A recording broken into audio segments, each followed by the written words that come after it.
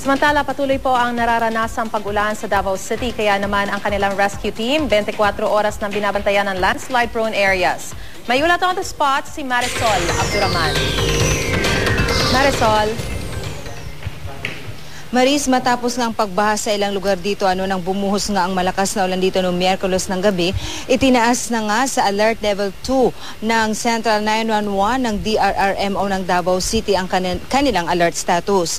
Binaha kasi ang ilang lugar dito sa Davao City nung bumuhos ang malakas na ulan itong Miyerkules ng gabi. Ilang pamilya nga ang inilikas. Agad din namang bumalik ang mga inilikas na residente nang humupa ang baha. Kagabi, muling inulan ang ilang lugar sa lungsod. Buti na lang at mahina lang ito kung ikukumpara ito sa naranasan natin noong Miyerkules ng gabi. Dahil nga sa mga pag-ulang nararanasan dito sa Davao City, itinaas na ng DRRMO ang kanilang alert level sa ikalawa. 24 oras na minomonitor ng Central 911 ang iba't ibang lugar dito, lalo na ang mga malapit sa ilog at mga nakatira sa mga landslide-prone area. Sa katunayan, ayon kay Emmanuel Haldon, ang OIC ng Central 911, pinalilikas na nila ang mga nakatira sa mga delikadong lugar bago pa madumating ang panahon ng tag-ulan. Maliban sa na-activate na nga ang kanilang 24 oras na operasyon sa kanilang Operation Center, naka-duty na ang lahat ng kanilang mga rescue team, nakahanda na rin ang mga sasakyan at ilang pang mga kagamitan na kakailanganin.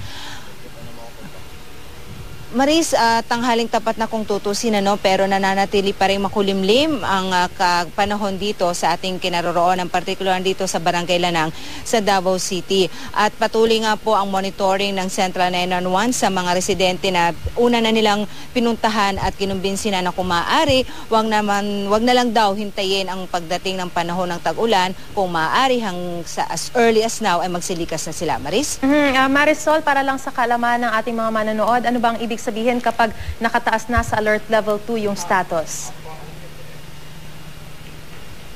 Ang alert level 2 na status, ibig sabihin yan, on-call na ang kanilang mga tao at meron na talagang 24 hours na nakabantay doon. Mas dumoble ang kanilang persons. For example, kung 5 lang daw ang naka-duty sa kanila everyday, actually 24 hours naman na operational ang kanilang operation center. Pero nang itinaas sa alert level 2, mas lalo pang dinagdagan nila ang kanilang mga tauhan na magbabantay para kung sakali na may mga tawag sa iba't ibang lugar ay agad silang makakaresponde at maximize ang kanilang personnel.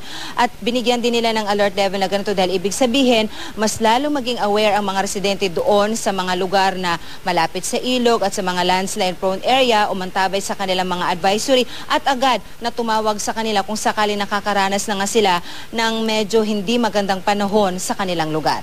Maraming salamat, Marisol Abduraman.